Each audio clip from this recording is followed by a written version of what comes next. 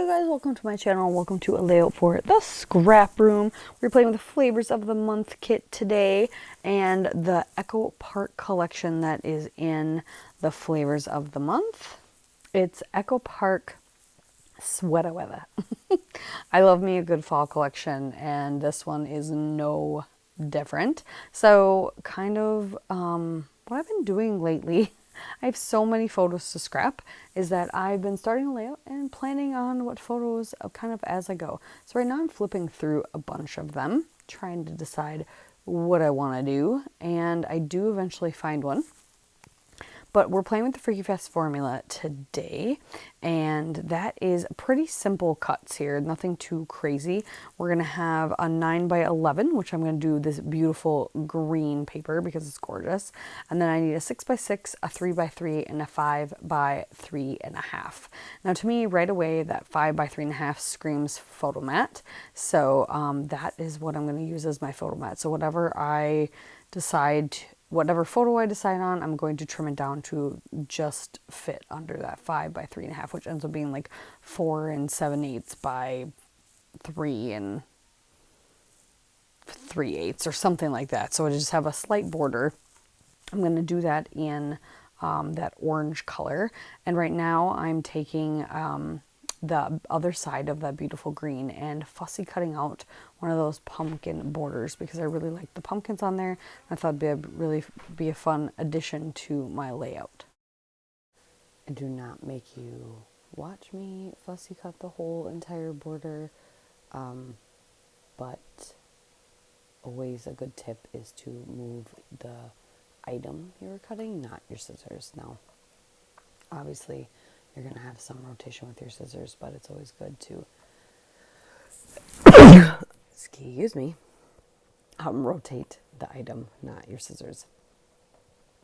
So as I'm picking out kind of the papers that I'm going to cut into what size, I'm really liking this blue that's brought in to this fall collection. And so I have the 6x6 and then you end up with a 3x3, and I decide why not do another 3x3 and just I cut another one right there because it's right there. It wasn't like I had to cut it special. And I'm going to end up using the two 3x3s and creating kind of a grid pattern on my 6x6, and then that's going to house my photo. See? Looks nice. So now that I've kind of figured that out and I'm going, okay, I'm going to have one photo, I'm finding which one photo it is that I want to use, and I'm going to trim it down and get it matted on that orange pattern. Earlier in the day when I was creating this page, I lost my scissors, and actually I think all the layouts I made this month, I couldn't find my normal regular scissors.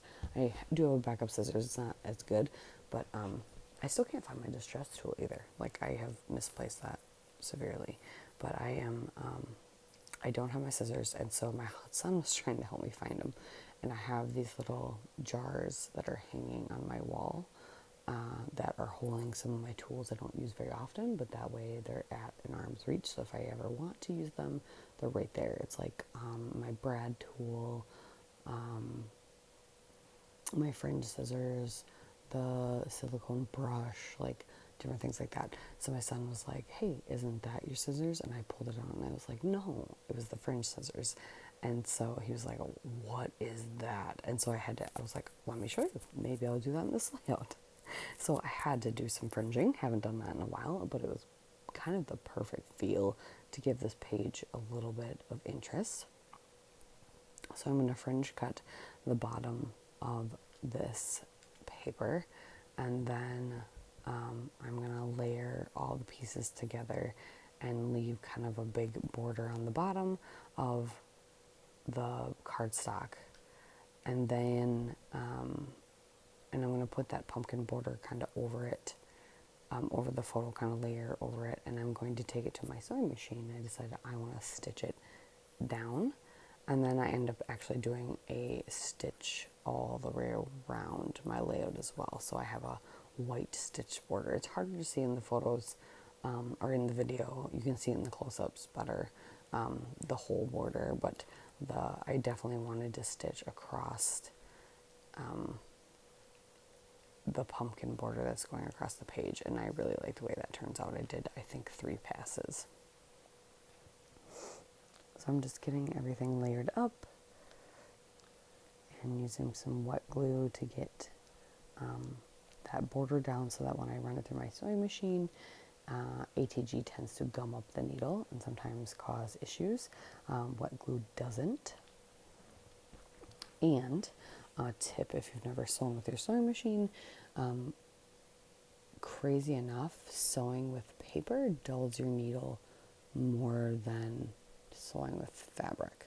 So make sure you designate a specific needle to do your paper versus your fabric. So if you're going to switch back and be sewing actual clothing, make sure you switch your needle, because it does dull it quite a bit. So there, everything's stitched, and now we get to play with the embellishments and stickers. So I'm just going to layer some stuff up here from the little sticker sheets that I got. There's a fun little phrase title that I'm going to use for my title. There's a nice little tab, and I love the cute little tree. So I'm going to create kind of a cluster up above my photo, and then there will be the cluster below on the right with kind of the title piece, and then I will create a little cluster at the bottom of the page where I can do a tiny bit of journaling. I have a lot of photos from when we took my son to this pumpkin patch, so I don't need a ton of journaling, and it was so long ago, I don't really have like a long story. I have been better though lately, that when I am scrapbooking like older events that I don't remember a ton of details, I'll just tell a random thing that kind of relates to, that comes to me, or I'll at least leave a spot on the page so that if I ever remember anything, I can go back. That would have to require my albums to be organized, which is not the case either, but you know, such is life. Say la vie. So layering a bunch of stickers, and then